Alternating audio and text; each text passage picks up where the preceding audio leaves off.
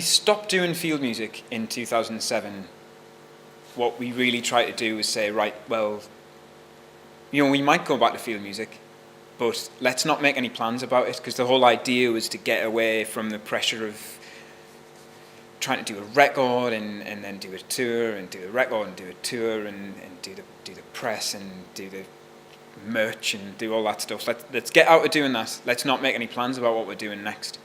But we had to do it that way in order to give ourselves some time to try and like get back into doing music.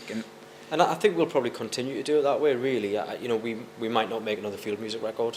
It would be horrible to think that maintaining field music, the brand, was like something that we had to do at the expense of enjoying music or like doing things that we found interesting. So, once we finish this bit of touring, we're going to go into the studio again, and we're not going to make a field music record. We're going to make some music, and it might be a field music record, or it might not be, or it might be a bunch of different things. I hope that's what it is. But let's not get in the position where we need to feed the beast, basically.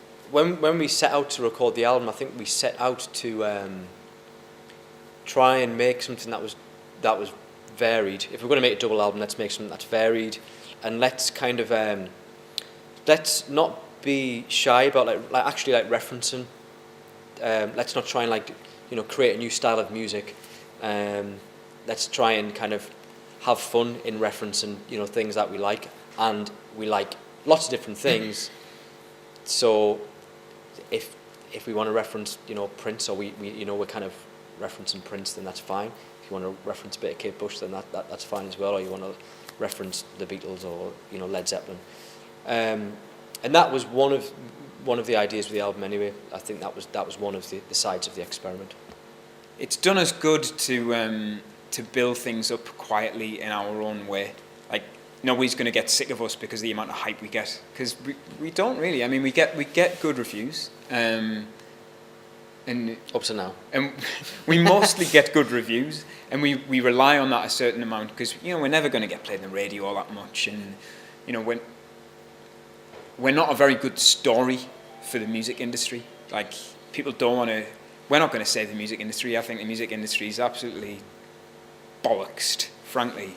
So there's no point in relying on us to save the music industry. So people don't do that. So instead, we keep making records. When we play when we can, and we keep trying to get better at what we do. And I think people respect that more than anything. We try and make things of high quality. And I think a long time ago we realised that if we ever want to make a living doing our music, then all we've got to do is just keep doing it. Because for a lot of great artists, it doesn't happen in one album. It happens just because you plug away making the best music you possibly can. It's lovely to be asked to do ATP because we've never been there before, never done it before. So a new experience, going to Minehead. You don't have to worry about the logistics. You get there, and you look after. We did something kind of similar actually in Germany a month ago. Not that long ago, and again it was in a holiday camp kind of thing. It was called the Rolling Stone Weekender, and it was in Weissenhauserstrand. So that I'm imagining it's kind of similar, but I think I get the feeling that it'll be pretty wild. Not for us, bloody hell. We're just old blokes who like a cup of tea. Too old for that shit. But mind you, I always was. I think when I was 20, I was